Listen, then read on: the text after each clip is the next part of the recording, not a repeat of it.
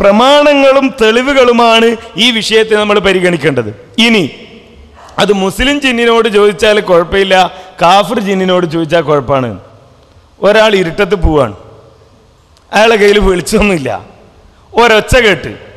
അപ്പം ആദ്യം ചോദിക്കേണ്ടത് എന്താ? ജിന്നെ വെളിച്ചം തരുമോന്നോ ചോദിക്കേണ്ടത്, അല്ല ജിന്നെ ചോദിച്ച് മുസ്ലിമാണോ കാഫിറാണോന്നോ? ആദ്യം എന്ത് ചോദിക്കേണ്ടി വരും?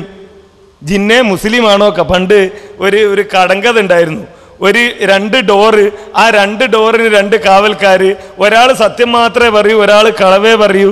ഈ സത്യം പറയുന്നത് ആരാന്ന് കണ്ടെത്തിയിട്ട് വേണം നന്മയിലേക്ക് പോകാൻ എന്നൊക്കെ ഉള്ളൊരു കടങ്കഥ. അതേമാതിരി ആദ്യം ജിന്നിനോട് ചോദിക്കണത്, ജിന്നെ നീ മുസ്ലിമാണോ കാഫിറാണോ? ജിന്ന് പറയുന്നു ഞാൻ മുസ്ലിമാണ്. വിശ്വസിക്കാൻ പറ്റുമോ? ഇല്ല. കാരണം എന്താ? കാഫിറായ ജിന്ന് സത്യം കളവ് പറയില്ലേ ഞാൻ മുസ്ലിമാണ്? പണ്ഡിതന്മാർ പറഞ്ഞിട്ട് ജിന്നൊരു ഹദീസ് റിപ്പോർട്ട് ചെയ്താൽ സ്വീകരിക്കാൻ പറ്റൂല. എന്തുകൊണ്ടാ? ഇയാളെ അവസ്ഥ എന്താണെന്ന് അറിയില്ല. ഈ ഞാൻ മുസ്ലിമാണ് എന്നൊരു ജിന്ന് പറഞ്ഞാൽ ഈ ജിന്നിനോട് പിന്നെ ആ ജിന്ന് പറയുന്നത് വിശ്വസിക്കാൻ കഴിയില്ല. പിന്നെ എങ്ങനെയാ മുസ്ലിം ജിന്നിനോട് ചോദിക്കാം? മുസ്ലിം ജിന്നിനോട് ചോദിച്ചാൽ ശിർക്കല്ല, കാഫിർ ജിന്നിനോട് ചോദിച്ചാൽ ശിർക്ക് എന്ന് പറയണമെങ്കിൽ ഇത് നമുക്ക് മനസ്സിലാകണ്ടേ?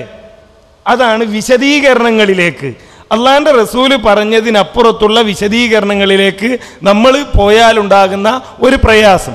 പ്രമാണങ്ങളിൽ നിന്നാലോ ഈ ഒരു വിഷയവും അതിലുണ്ടാവുകയില്ല.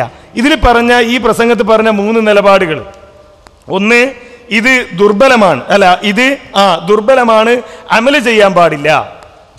ഈ ഹദീസ് ദുർബലമാണ്, അമല് ചെയ്യാൻ പാടില്ല. രണ്ടാമത്തെ വീക്ഷണം, ഈ ഹദീസ് ദുർബലമാണ്, എന്നാൽ ദിക്ർ എന്ന നിലയിൽ അമല് ചെയ്യാം. അപ്പോൾ വസീലത്തിനില്ല ശിർക്ക് ചെയ്യാനായോ? ഹറാമ് ചെയ്യാനായോ? ഇത് ഹറാമാണെങ്കിൽ, ജിന്നിനോടുള്ള സഹായതേട്ടം ഹറാമാണെങ്കിൽ ഇതിങ്ങനെ പറയേണ്ടി വരൂലേ? അപ്പൊ ഇവരെയൊന്നും ഈ ആധുനിക കാലത്തുള്ള പണ്ഡിതന്മാരുടെ ഒഴിച്ച് അബ്ദുല്ലാഹിബ്നു മുബാറക്കിന്റെ ഒന്നും ചർച്ചയിൽ ഇത് ജിന്നാണോ, മുസ്ലിം ജിന്നാണോ, കാഫിർ ജിന്നാണോ എന്നുള്ള ചർച്ചയെ വന്നിട്ടില്ല. യാ ഇബാദല്ലാ അഈനൂനി എന്ന ഒരു ദിക്ർ, വഴിതെറ്റിയാൽ ചൊല്ലാനുള്ള ഒരു ദിക്റായി നബി സല്ലല്ലാഹു അലൈഹി വസല്ലം പഠിപ്പിച്ചു. അവിടെ ചർച്ചയേ ഇല്ല ഇത് ജിന്നാണോ മലക്കാണോ, അവര് ചർച്ച ചെയ്തിട്ടില്ല. അതിന്റെ സനദ് എന്ത് എന്ന് മാത്രമേ അദ്ദേഹം പരിശോധിച്ചിട്ടുള്ളൂ. ഇനി ഒരു പണ്ഡിതൻ ഒരു ഹദീസ് ഉദ്ധരിച്ചു, ചിലരൊക്കെ പറയുന്നുണ്ട് 1200 കൊല്ലം ഈ ഹദീസ് ഉണ്ട്, പല ഗ്രന്ഥങ്ങളിലും ഉദ്ധരിച്ചു, ഓലാരും ശിർക്ക് എന്ന് പറഞ്ഞു. ഇതൊക്കെ കുബൂരികൾ അവരെ വാദത്തിന് തെളിവായി പറയണതല്ലേ? അല്ലേ? ഇപ്പോ നിങ്ങൾ നോക്കിക്കോ, വലൗ അന്നഹും ഇല്ലലമു അൻഫുസഹും ജാഊക ഫസ്തഗ്ഫിറുല്ലാഹ വസ്തഗ്ഫറ ലഹുമുർ റസൂൽ ലവജദുല്ലാഹ തവ്വാബർ റഹീമ.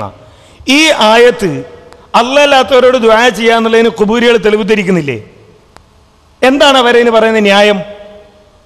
എന്താ പറയുന്ന ന്യായം?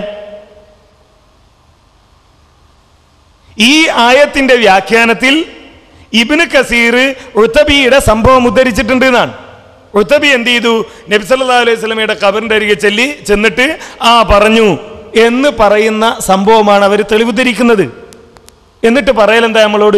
ഇതാ ഇബ്നു കസീർ ഇത് ഉദ്ധരിച്ചിരിക്കുന്നു. ശിർക്കാണെങ്കിൽ ഇബ്നു കസീർ ശിർക്ക് എന്ന് പറയണ്ടേ? ഇബ്നു കസീർ അവിടെ ശിർക്ക് എന്ന് പറയണ്ട. ഇബ്നു കസീർ ആയത്തുമായി ബന്ധപ്പെട്ട ഒരു അറിയപ്പെടുന്ന ചരിത്ര സംഭവം ഉദ്ധരിക്കുക മാത്രമാണ് ചെയ്യുന്നത്. ഹദീസ് ഗ്രന്ഥങ്ങളിൽ അങ്ങനെ പല സംഭവങ്ങളുണ്ട്. പിന്നെ നബി സല്ലല്ലാഹു അലൈഹി വസല്ലമയുടെ ഖബറിന്റെ അരികിൽ ചെന്ന് ഇസ്തസ്ഖിലി ഉമ്മത്തിക യാ റസൂലല്ലാഹ് എന്ന് പറഞ്ഞു എന്നുള്ള സംഭവം പലരും ഉദ്ധരിച്ചിട്ടുണ്ട്. ഖുബൂരികൾ ചോദിക്കാറുണ്ട്, ചോദ്യം എന്താണ്? ഇതാ ഇന്ന പണ്ഡിതൻ ഇന്ന ഹദീസ് ഗ്രന്ഥത്തിൽ ഉദ്ധരിച്ചു, അദ്ദേഹം അവിടെ ശിർക്കാന്ന് പറഞ്ഞിട്ടില്ല, അപ്പൊ അദ്ദേഹം ശിർക്ക് ചെയ്തോ, ശിർക്കിന് പ്രേരിപ്പിച്ചോ? മുഹദ്ദിസുകളുടെ പണി അതല്ല. മുഹദ്ദിസുകൾ ആ ഹദീസുകൾ ഉദ്ധരിച്ചിട്ടുണ്ടാവാം, അതിന്റെ സ്വീകാര്യത ബോധ്യപ്പെട്ടവർ, അതിന്റെ അസ്വീകാര്യത ബോധ്യപ്പെട്ടവർ അത് പിന്നീട് അത് വിശദീകരിക്കുന്നുണ്ടാകാം. അഖീദ വിശദീകരിക്കുന്നിടത്ത് പണ്ഡിതന്മാർ ആ ഹദീസുകൾ ചർച്ച ചെയ്യുന്നുണ്ടാകാം. അപ്പോൾ ഏതെങ്കിലും ഒരു പണ്ഡിതൻ അദ്ദേഹത്തിന്റെ ഗ്രന്ഥത്തിൽ ഇത് ഉദ്ധരിച്ചു എന്നതല്ല തെളിവിന്റെ അടിസ്ഥാനം. അപ്പൊ ഈ ഹദീസ് അനുസരിച്ച് അമല് ചെയ്യാം എന്നാണെങ്കിൽ ഈ പറഞ്ഞ 10-12ഓളം കിതാബുകളിൽ പണ്ഡിതന്മാരത് ഉദ്ധരിച്ചിട്ടില്ലേ, അവരൊക്കെ ഇത് അംഗീകരിച്ചിട്ടില്ലേ എന്നാണെങ്കിൽ ഓലാരും ഇത് വസീലത്തിനില്ല ശിർക്കാന്നല്ല പറഞ്ഞത്. ഇതാ ഞാൻ പറഞ്ഞത്. ഒരു വാദം നമ്മൾ പറയുമ്പോൾ അതിൽ ഉറച്ചു നിൽക്കാൻ കഴിയും. ഏറ്റവും ചുരുങ്ങിയത് എന്താ എൻ്റെ വാദം എന്ന് ഞാൻ എന്നോട് ചോദിക്കണം. ഞാനൊരു വിഷയം പറയുമ്പോൾ, ഞാനൊരു വിഷയത്തിലൊരു നിലപാട് സ്വീകരിക്കുമ്പോൾ എന്താണ് ഈ വിഷയത്തിൽ എൻ്റെ വാദം എന്ന് ഞാൻ എന്നോട് ചോദിക്കണം. ഞാൻ നിങ്ങളോട് ഓരോരുത്തരോടും ആവശ്യപ്പെടാൻ നിങ്ങളൊന്ന് സ്വയം ചോദിക്കാദ്യം, എന്താ ഈ വിഷയത്തിൽ നിങ്ങളുടെ വാദം? ജിന്നിനോടുള്ള സഹായതേട്ടം ശിർക്കാണെന്നാണോ, അനുവദനീയമാണെന്നാണോ? എൻ്റെ വാദം ശിർക്കാണെന്നാണ്. ഞാനങ്ങനെ വാദിക്കാനുള്ള കാരണം ഈ പണ്ഡിതന്മാരൊക്കെ പറയുകയും നേരത്തെ ഉദ്ധരിച്ച തെളിവുകളുടെ അടിസ്ഥാനത്തിലാണ്. എൻ്റെ ആ വിശ്വാസത്തെ ഞാൻ ഊട്ടിയുറപ്പിക്കുന്നു. കേരളത്തിലെ അറിയപ്പെടുന്ന, ഞാൻ വിശ്വസിക്കുന്ന സംഘടനയ്ക്ക് നേതൃത്വം നൽകിയ പണ്ഡിതന്മാർ, സൗദി അറേബ്യയിൽ അടക്കമുള്ള ഷെയ്ഖ് ഇബ്നു ബാസിനെ പോലെയുള്ള പണ്ഡിതന്മാരുടെ ഫത്വകൾ ഉദ്ധരിച്ചുകൊണ്ട് അത് ശിർക്കാണ് എന്ന് അവർ പ്രഖ്യാപിച്ചതുകൊണ്ട് ഞാനത് ശിർക്കാണ് എന്ന് വിശ്വസിക്കുന്നു.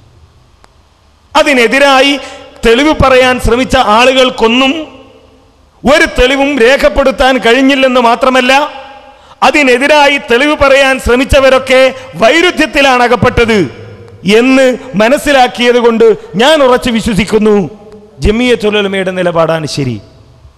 അതിനപ്പുറത്ത് നിങ്ങളുടെ വാദം ശിർക്കല്ല എന്നാണോ? ആണെങ്കിൽ, ശിർക്കല്ല എന്നാണെങ്കിൽ അത് അനുവദനീയമാണോ അതല്ല ഹറാമാണോ? ഹറാമാണ് എന്ന് വാദിക്കുന്ന ആളുകൾ ഒരു വശത്ത് ഹറാമാണെന്ന് പറയുക, എന്നിട്ട് കിതാബുകൾ ഉദ്ധരിക്കുക. ഈ ആളുകൾ ഉദ്ധരിച്ച ഒരു കിതാബ് കശ്ഫു ഗയാഹിബുൽ അലാം എന്ന് പറയുന്ന പുസ്തകം ഈ അല്ലാമ ഷെയ്ഖ് സുലൈമാൻ ഇബ്നു സഹ്മാന്റെ പുസ്തകമാണ്. ആ പുസ്തകത്തിൽ അദ്ദേഹം പറയുന്നത് എന്താ? ഹഉലാഇ ലൈസു ബിഗായിബീൻ വഅദമു റുയതിഹിം ലാ യസ്തൽസിമു ഗൈബതഹും ഫഇന്നാ ലാ നറൽ ഹഫലത വമഅ ദാലിക ഫഹും ഹാളിറൂൻ വലാ നറൽ ജിന്ന വമഅ ദാലിക ഫഹും ഹാളിറൂൻ വകദാലിക ശയാത്തീന വൽ ഹവാ വനഹു ദാലിക ഫഇന്ന ഇല്ലത റുയതി ലൈസ ഹുവൽ വുജൂദു ഫഖത്ത്. നമ്മൾ ഈ ജിന്നുകൾ അതേപോലെയുള്ള ഈ മലക്കുകളൊക്കെ ലൈസു ബിഗായിബീന, അവര് ഗായിബുകളല്ല, അവര് ഗായിബുകളല്ല. അവരെ നമ്മൾ കാണുന്നില്ല എന്നത് ഗായിബാണെന്ന് പറയാൻ പറ്റൂല. ഹഫളത്തിന്റെ മലക്കുകളില്ലേ, അവര് ഗായിബല്ലല്ലോ. നമ്മൾ കാണുന്നില്ലെങ്കിലും അവര് ഗായിബല്ല, ഹാലിറല്ലേ. ജിന്നുകൾ ഉണ്ടല്ലോ, നമ്മൾ കാണുന്നില്ലെങ്കിലും അവര് ഗായിബല്ല, ഹാലിറല്ലേ. അപ്പൊ അവരോട് തേടൽ എന്താണ്? അനുവദനീയമാണ് എന്നാണ് അദ്ദേഹം ഇവിടെ വിശദീകരിക്കുന്നത്.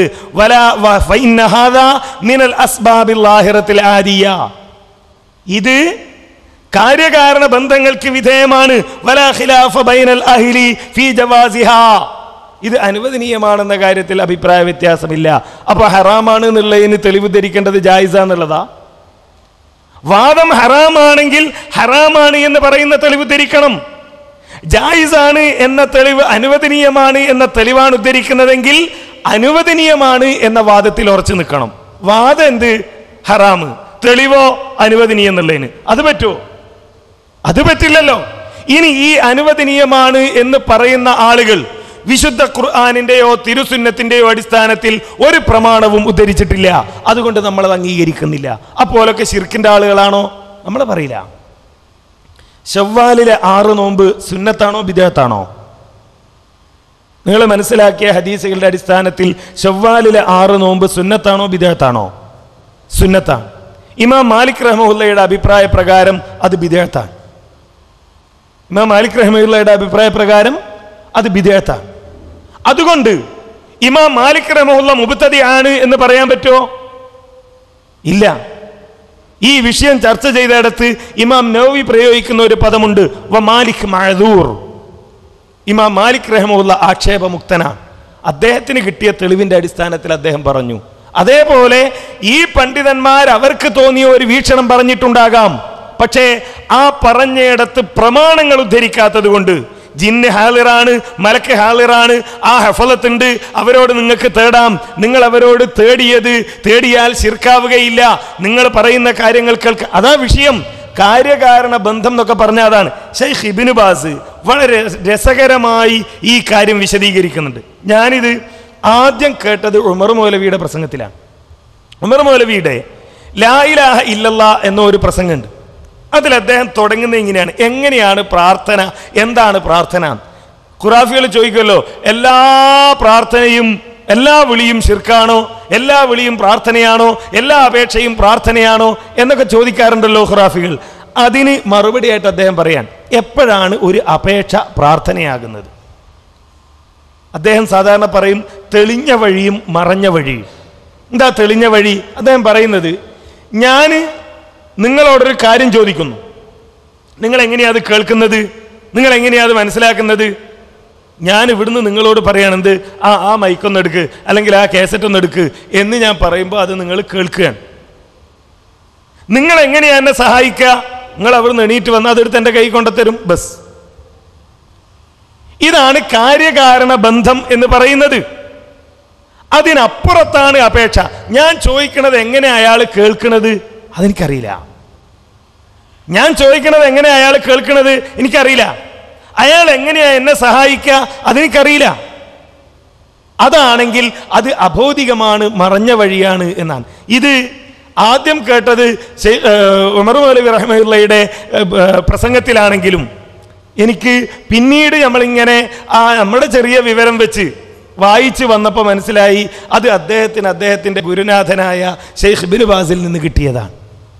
ഷെയ്ഖ് ഇബ്നു ബാസ് പറയാൻ, അമ്മൽ ഹയ്യു ഫഇന്നഹു യത്ലുബു മിൻഹു മാ യഖ്ദിറു അലൈഹി. ചിലരിതാ പറയാ, എന്ത്? ജീവിച്ചിരിക്കുന്ന ആളോട് അയാളുടെ കഴിവിൽപ്പെട്ടത് ചോദിക്കാം.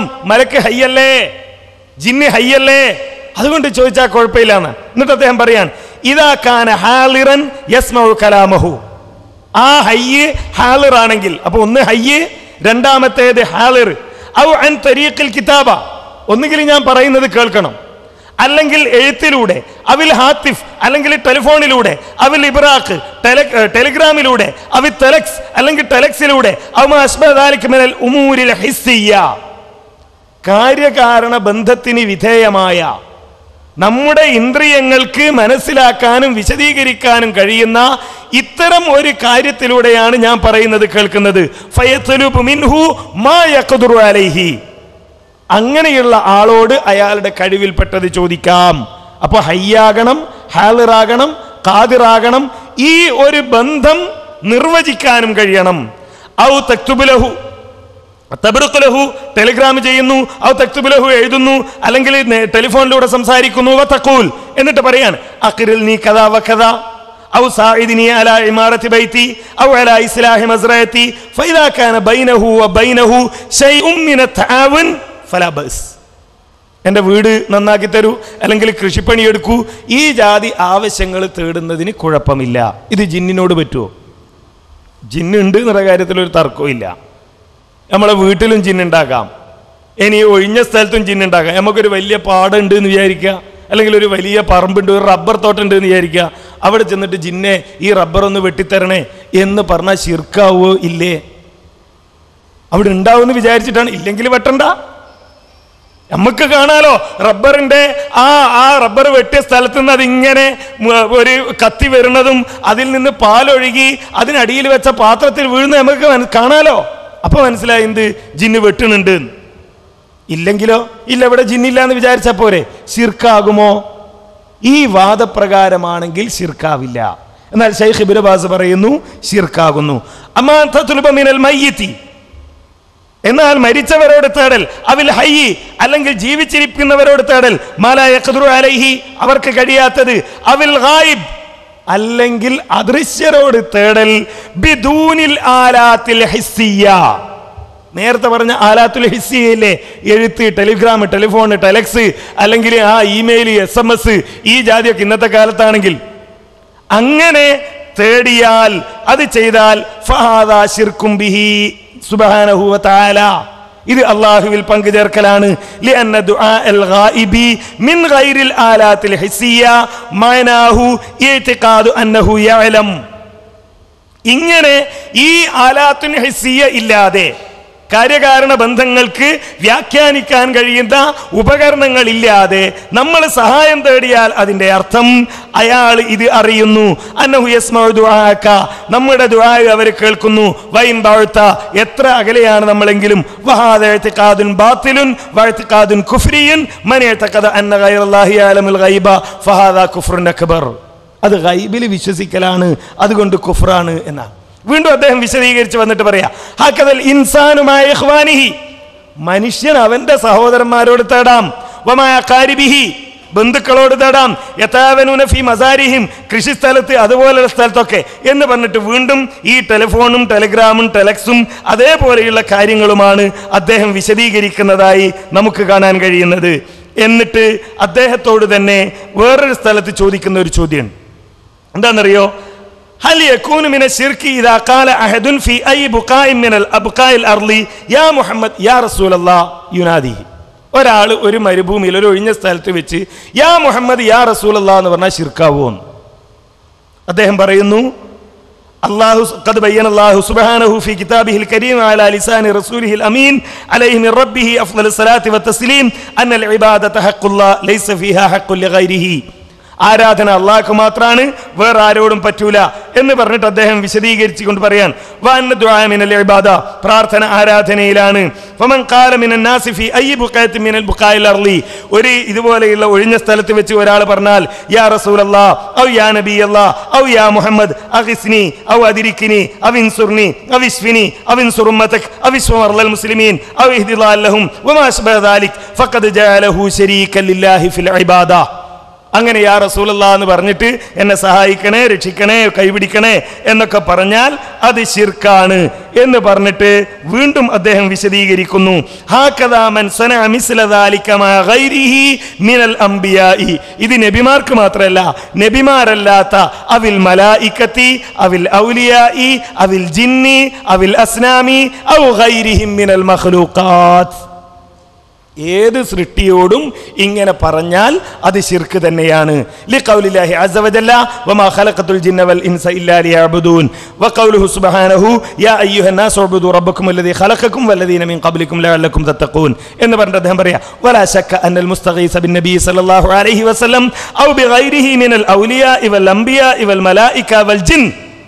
ഇങ്ങനെ സഹായം തേടുന്ന ഒരാൾ, നബിയോടാകട്ടെ ജിന്നുകളോടാകട്ടെ മലക്കുകളോടാകട്ടെ സഹായം തേടുന്ന ഒരാൾ, ഇന്നമാ ഫഅലൂ ദാലിക മുഅ്തഖിദീന അന്നഹും യസ്മഊന ദുആഹും, എൻ്റെ ഈ വിളി അയാൾ കേൾക്കുന്നുണ്ട്, വയഖ്ലൂന ഹാജാതഹും, എൻ്റെ ഈ ആവശ്യങ്ങൾ അവർ പരിഹരിച്ചു തരും, വഅന്നഹും യഅലമൂന അഹ്വാലഹും, എൻ്റെ അവസ്ഥ ഈ ജിന്ന് അറിയുന്നുണ്ട്, അല്ലെങ്കിൽ മലക്ക് അറിയുന്നുണ്ട്, അല്ലെങ്കിൽ നബി അറിയുന്നുണ്ട്. വഹാദിഹി അൻവാഉ മിന ശിർക്കിൽ അക്ബർ, ഇത് ശിർക്കിൽപ്പെട്ടതാണ്.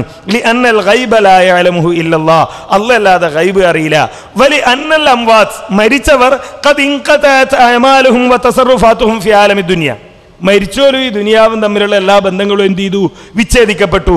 സവാഉൻ കാനു അംബിയാ ഓ ഗൈരിഹിം, അംബിയാ ആയാലും അല്ലെങ്കിലും. വലി അന്നൽ മലായിക, എന്നാ മലക്കുകളോ, വൽ ജിന്ന്, ജിന്നുകളോ, ഗായിബൂന അന്നാ മശ്ഗൂലൂന ബിശുഊനിഹിം, അവരവരെ കാര്യമായിട്ട് പോവാണ്. ഇതാണ് കാര്യകാരണ ബന്ധത്തിനപ്പുറത്ത്. നമ്മളെ ഇങ്ങനെ നമ്മൾ തേടുമ്പോൾ സഹായിക്കുക, നമ്മൾ വിളിക്കുമ്പോൾ വന്ന് വെളിച്ചം തരിക, നമ്മൾ വിളിക്കുമ്പോൾ തന്ന് ആ കരയിലേക്ക് കൊണ്ടുവരിക, നമ്മൾ വിളിക്കുമ്പോൾ തന്ന് വീടുണ്ടാക്കി തരിക, ഇതാരെ പണിയല്ല, ജിന്നുകളുടെയും മലക്കുകളുടെയും പണിയായിട്ട് അള്ളാഹുവോ റസൂലോ പഠിപ്പിച്ചിട്ടില്ല. അവർ അള്ളാഹ് ഏൽപ്പിച്ച അവരെ പണി ചെയ്യും. അള്ളാഹ് നമ്മളെ സഹായിക്കാൻ പറഞ്ഞാൽ സഹായം ചെയ്യും.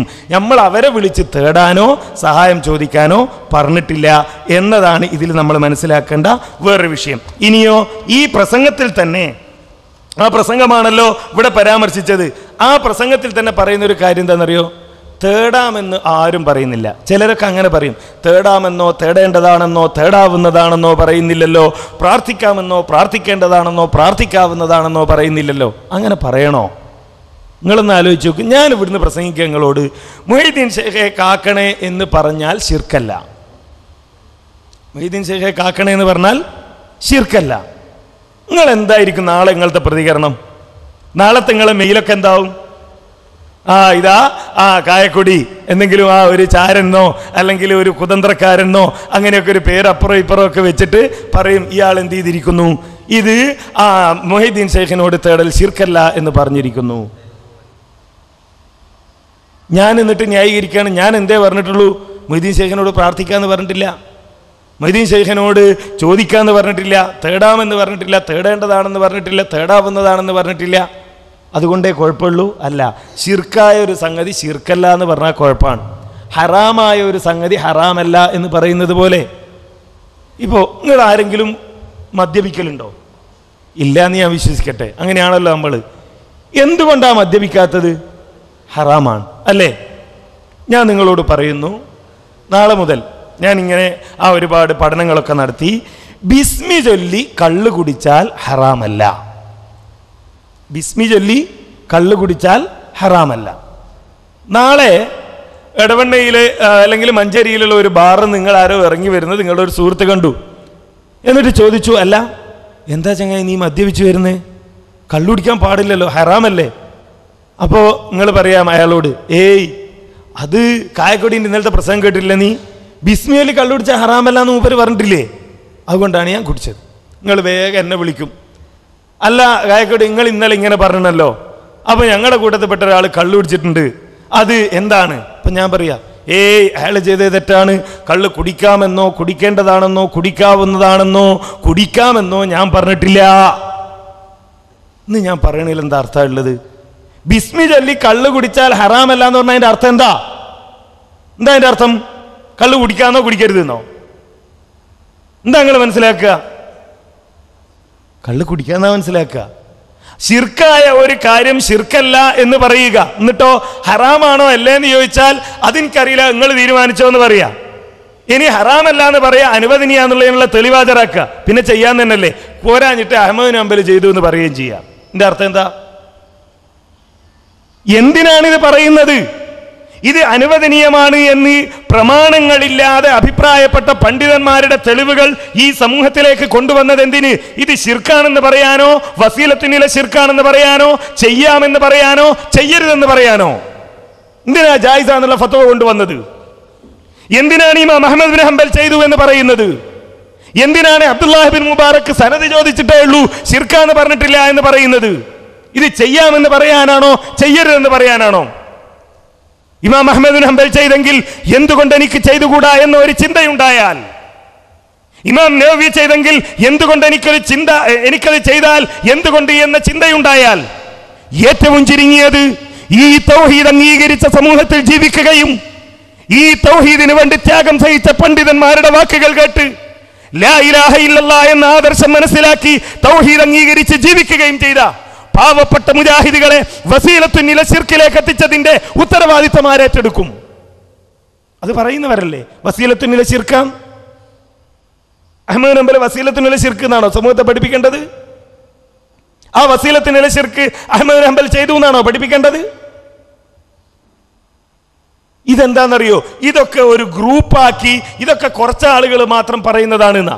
ഈ പ്രാവശ്യത്തെ ഇസ്ലാഹിൽ സക്കരിയ സലാഹി പറഞ്ഞല്ലോ, അഹ്മദ് ബിൻ ഹംബലിനോട് തേടി എന്ന് പറയുന്നത് തെളിവല്ല, അത് തന്നെ പരിശോധിക്കേണ്ടതാണെന്ന. അഹ്മദ് ബിൻ ഹംബൽ അങ്ങനെ ചെയ്തു എന്ന് പറയുന്നത് തന്നെ പരിശോധിക്കപ്പെടേണ്ടതാണ്. ഇത് തന്നെയാണ് നമ്മൾ ഇക്കാലം വരെ എല്ലാവരോടും പറഞ്ഞത്. അത് പറയുമ്പോ ഇത് കുറച്ച് ആളുകൾ 2-3 ആളുകൾ ഇങ്ങനെ പറഞ്ഞു നടക്കുന്നതാണ് എന്ന് പറയുന്ന രീതി ശരിയല്ല.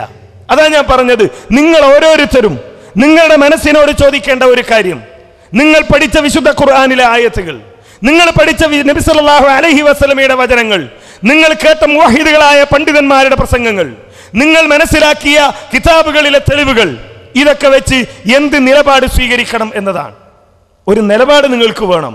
ആ നിലപാട് പ്രമാണബദ്ധമായിരിക്കണോ അതല്ല ആരുടെയെങ്കിലും വാശിയുടെ അടിസ്ഥാനത്തിലായിരിക്കണമോ എന്നാ നിങ്ങൾ തീരുമാനിക്കേണ്ടത്. ഒരുപാട് പണ്ഡിതന്മാരുടെ ഞാൻ വിശദീകരിക്കേണ്ടതില്ലല്ലോ. ഒരു പണ്ഡിതന്റെ ഉദ്ധരണി ഞാനിവിടെ നേരത്തെ വായിച്ചു. അതേപോലെ തന്നെ അൽ-അലാമ ശൈഖ് അഹ്മദ് ബിൻ ഇബ്രാഹിം ബിൻ ഈസ റഹിമഹുല്ലാ ഖാലുൽ മജ്മഅ അദ്ദേഹത്തിന്റെ അർറദ്ദു അലാ ശുബഹാത്തിൽ മുസ്തഗീസിന ബിഗൈരില്ല എന്നതിൽ നിന്നുള്ള തെളിവ് ധരിക്കുന്നുണ്ട്. അതിൽ എന്താ പറയുന്നത്? ഇത് സഹീഹാണെങ്കിൽ മാനാഹു അനൽ ഇൻസാനി ഇദൻ ഫലതത് ദാബതുഹു വജസാൻഹാ എന്ന് പറഞ്ഞിട്ട് വഹാദാ കമാ ഇദൻ ഫലതത് ദാബത്തുൽ ഇൻസാനി ഫനാദാ അഹദി റിഫ്ഖതിഹി യാ ഫുലാൻ. അത് തന്റെ സഹോദരനെ വിളിക്കുന്നത് പോലെയേ ഉള്ളൂ. അപ്പൊ വസീലത്തുനില ശിർക്കാവോ ഹറാമാവോ? ഇല്ല. വസീലത്തുനില ശിർക്കും ഹറാമും പറയുന്നവർ ജായിസിന് തെളിവ് ധരിക്കേണ്ട ദുരവസ്ഥയിലേക്ക് എത്തിച്ചേർന്നു എന്നതാണ് ഈ വിഷയത്തിലെ ഏറ്റവും അപകടകരമായ ഒരു കാര്യം. എന്തുകൊണ്ട്? പ്രമാണങ്ങളിൽ നിന്ന് അകന്നുപോയി. ഇനി ആ പ്രസംഗത്തിൽ തന്നെ ചോദിക്കുന്നുണ്ടല്ലോ, എന്താണ് ഇതല്ലാത്ത അദ്ദേഹം ആവർത്തിച്ച് പറയുന്ന ഒരു പ്രയോഗമുണ്ട്, ഈ ഹദീസിന്റെ പ്രയോഗത്തിൽ നിന്ന് പുറത്തു പോയാൽ ശിർക്ക്. ഞാൻ അദ്ദേഹത്തോട് ഫോണിൽ സംസാരിച്ചു. ഞാൻ ചോദിച്ചു, യാസിർ മൗലവി, കേരളത്തിൽ ഈ വിഷയത്തിൽ 2 അഭിപ്രായമുള്ളത് നിങ്ങൾ അറിയോ? ചർച്ച 2 അടിസ്ഥാനത്തിലാണ് എന്നത് നിങ്ങൾ അറിയോ? എന്നോട് ചോദിച്ചു എന്താണ്? ഞാൻ പറഞ്ഞു, ഒന്ന്, ജബ്ബാർ മൗലവിയുടെ അഭിപ്രായം അത് നിങ്ങൾ ഈ പറയുന്ന ഹദീസിന്റെ അടിസ്ഥാനത്തിലല്ല. അദ്ദേഹം പറഞ്ഞു ഞാൻ അങ്ങനെ മനസ്സിലാക്കിയിട്ടില്ല എന്നാണ്. അങ്ങനെയൊന്നും അദ്ദേഹം മനസ്സിലാക്കിയിട്ടില്ല. അങ്ങനെ ഒന്ന് അദ്ദേഹം മനസ്സിലാക്കിയിട്ടില്ല എന്ന് അദ്ദേഹം എന്നോട് ഞാൻ സംസാരിച്ചു. നിങ്ങൾക്ക് വേണമെങ്കിൽ ആർക്കും അദ്ദേഹത്തെ വിളിച്ചു ചോദിക്കാം. യാസിർ ബിൻ ഹംസ എന്ന് പറയുന്നത് ചെറുപ്പക്കാരനായ ഒരു പണ്ഡിതനാണ്. അദ്ദേഹം അവിടെ സൗദിയിൽ ജനിക്കുകയും അവിടെ പഠിക്കുകയും അവിടുത്തെ കാര്യങ്ങൾ അവിടെ നിന്ന് മനസ്സിലാക്കുകയും ചെയ്ത ആളാണ്. കേരളത്തിലെ ഈ ചർച്ച എങ്ങനെ വന്നു എന്നത് അദ്ദേഹത്തിന് അറിയില്ല. നിങ്ങൾക്ക് ആർക്കും അദ്ദേഹത്തോട് വിളിച്ച് ചോദിക്കാം. ഞാൻ മനസ്സിലാക്കുന്നു അദ്ദേഹം ഇവിടെ വന്നിട്ടുണ്ട് ക്ലാസ് എടുക്കാൻ, അല്ലേ? യാസിർ ബിൻ ഹംസ ഇവിടെ വന്നിട്ട് ജാമിയയിൽ വന്ന് ക്ലാസ് എടുത്തിട്ടുണ്ട് എന്നാണ് എൻ്റെ ഓർമ്മ. ചെറുപ്പക്കാരനായ ഒരു പണ്ഡിതനാണ്. നിങ്ങൾക്ക് ആർക്കും വിളിച്ചു ചോദിക്കാം. ഈ വിഷയം അദ്ദേഹം മനസ്സിലാക്കിയിട്ടില്ല. അദ്ദേഹം ഈ ഹദീസിന്റെ അടിസ്ഥാനത്തിൽ അഭിപ്രായം പറഞ്ഞതാണ്. ആ പറഞ്ഞതോ അതങ്ങനെ ഈ കിതാബിലുള്ളതൊക്കെ കൂടി നമ്മളിങ്ങനെ പറഞ്ഞാൽ പ്രമാണങ്ങളില്ലാതെ പറഞ്ഞ ആളുകളൊക്കെ അബദ്ധത്തിൽ പെട്ടു എന്ന് നമ്മൾ പറയേണ്ടി വരും. അത് നമ്മൾ സ്വീകരിക്കേണ്ടതില്ല. അവർ മോശക്കാരാണോ? അല്ല, അവർ മോശക്കാരല്ല. ഏതുപോലെ ഇത് ശിർക്കാണെന്ന് പറയാത്ത ഇബ്നു കസീർ മോശക്കാരനല്ലാത്തതുപോലെ ഈ സംഭവം ശരിയാണെങ്കിൽ റസൂലിന്റെ ഖബറിന്റെ അടുത്ത് നിന്ന് അങ്ങനെ പറയുന്നത് കുഴപ്പമില്ല എന്ന് അഭിപ്രായപ്പെടുന്ന ഇമാം നവവി മുശ്രിക്കല്ലാത്തതുപോലെ ബിദ്അത്തായ ഒരുപാട് കാര്യങ്ങൾ സുന്നത്താണ് എന്ന നിലയിൽ രേഖപ്പെടുത്തിയ പണ്ഡിതന്മാർ മുബ്തദിഅകളല്ലാത്തതുപോലെ അവർക്കൊക്കെ ഇത്തരം അബദ്ധം വരാമെങ്കിൽ ഈ 100-200 കൊല്ലം അടുത്തുള്ള ആളുകൾക്ക് ഒരബദ്ധവും വരാൻ പാടില്ല എന്നൊന്നും നമ്മൾ ആ കാര്യത്തിൽ വാശി പിടിക്കേണ്ടതില്ല. നമ്മൾ പ്രമാണത്തിൽ ഉറച്ചു നിൽക്കുക എന്നതാണ് സൂചിപ്പിക്കാനുള്ളത്. ഇവിടെ സൂചിപ്പിച്ച പോലെ ഇത് ഷൗക്കാനിയെ പോലെയുള്ള പണ്ഡിതന്മാർ ജായിസാണ് എന്ന് പറഞ്ഞു. അതുപോലെ തന്നെ സിയാനത്തുൽ ഇൻസാനിൽ അതുപോലെ തന്നെ പ്രതിപാദിക്കുകയും ഉണ്ടായി. ഇവരെയൊക്കെ അന്വേഷിച്ചു നോക്കിയാൽ ഒരു കാലത്ത് തൗഹീദിന് വേണ്ടി പടപൊരുതിയ പണ്ഡിതന്മാർ അവർക്ക് തെറ്റുപറ്റി എന്ന് പറയാൻ ഒക്കുമോ? അതല്ലെങ്കിൽ ഷെയ്ഖ് ദഹ്ലാനെ പോലെയുള്ള ആളുകളുടെ വിദണ്ഡവാദങ്ങൾക്ക് കൃത്യമായി മറുപടി പറയുന്നതിനിടക്ക് സ്വാഭാവികമായിട്ടും വഈഫായി ഒരു ഹദീസ് ഇതിൻ്റെ സനദുകളൊക്കെ ഉദ്ധരിച്ചുകൊണ്ട് അത് വഈഫാണ് എന്ന് പ്രത്യേകം എടുത്തു പറയുകയും എന്നിട്ട് ഷൗക്കാനി അത് ജായിസാണ് എന്ന് അവിടെ രേഖപ്പെടുത്തുകയും ചെയ്യുമ്പോൾ പലപ്പോഴും പലരും ചോദിക്കാൻ എന്തുകൊണ്ടാണ് അത് തുറന്നു പറയാത്തത്? അംഗീകരിക്കാൻ പറ്റില്ല എങ്കിൽ അംഗീകരിക്കാൻ പറ്റില്ല എന്ന് പറഞ്ഞുകൂടെ? അതല്ലെങ്കിൽ KJUവിൽ ഇവരെ പോലെയുള്ള പണ്ഡിതന്മാരെക്കാൾ വലിയ പണ്ഡിതന്മാരുണ്ടോ എന്നിങ്ങനെയുള്ള ന്യായവാദങ്ങൾ പരിഹാസ രൂപത്തിൽ ചോദിച്ചുകൊണ്ടിരിക്കുകയാണ്. ആകെ ഈ വിഷയത്തിൽ നിങ്ങൾ അവസാനം പറഞ്ഞ സംഗതിയേ ഉള്ളൂ, പരിഹാസം മാത്രം. പ്രമാണം ഇതിൽ ആരും പറയണില്ല. ഈ ഒരു പരിഹാസം അത് ഒന്നുകിൽ ഒരാളെ അല്ലെങ്കിൽ 2 ആളെ അല്ലെങ്കിൽ കുറേ ആളുകളെ അല്ലെങ്കിൽ ജമിയത്തുൽ ഉലമയെ. കാരണം ഇതെന്ന് പറഞ്ഞാൽ ആർക്കും എന്തും പറയുകയും പ്രചരിപ്പിക്കുകയും ചെയ്യാവുന്ന ഒരവസ്ഥയാണല്ലോ. ഞാൻ പറഞ്ഞത് നിങ്ങളോട് ഇതിൻ്റെ അവസ്ഥ ഇതാണ്. ഈ വിഷയം പഠിക്കാൻ പലരും ശ്രമിച്ചിട്ടില്ല. അതിൻ്റെ ഒരു രസം എന്താണെന്നറിയോ? ജമിയത്തുൽ ഉലമയും കേരള നേതൃത്വത്തിൽ മുജാഹിദീനും ഇതിൽ ആദ്യം പറഞ്ഞു എന്ത്, നിങ്ങളിത് പൊതുജനങ്ങൾക്കിടയിൽ ചർച്ചയാക്കരുത്. കാരണം ഇത് ആശയക്കുഴപ്പമുണ്ടാക്കും ആളുകളുടെ ഇടയിൽ. ഇത് പണ്ഡിതന്മാർക്കിടയിൽ ചർച്ച ചെയ്യണം. അപ്പോൾ ആളുകൾ ചിലരൊക്കെ ചോദിച്ചു, എന്താണിത് കിത്മാനുൽ ഇൽമല്ലേ, അള്ളാൻ്റെ ഇൽമ് മറച്ചു വെക്കല എന്ന് ചോദിച്ച് നാടൊട്ടാകെ ഇത് പറഞ്ഞു. അത് മെയിലായി വന്നു, പുസ്തകമായി വന്നു, ലഘുലേഖകളായി വന്നു, ആളുകൾ ഇത് കേട്ടു. സ്വാഭാവികമായും ജമിയത്തുൽ ഉലമ എന്ത് ചെയ്യണം? നമ്മളിത് ആദ്യം ഇത് വിഷയമാക്കണ്ടെന്ന് പറഞ്ഞതല്ലേ, എന്നാൽ പിന്നെ നമ്മളിത് ആരോടും പറയേണ്ടതെന്ന് കയ്യും കെട്ടി നിൽക്കണോ? അല്ല, ജമിയത്തുൽ ഉലമ വിശദീകരിക്കാൻ ഇറങ്ങി. അത് പിന്നെ ചെങ്ങർ അബ്ദുള്ള ഹാജീനെ നിങ്ങളൊക്കെ കേട്ടിട്ടുണ്ടാവും, നിങ്ങൾക്കറിയാം.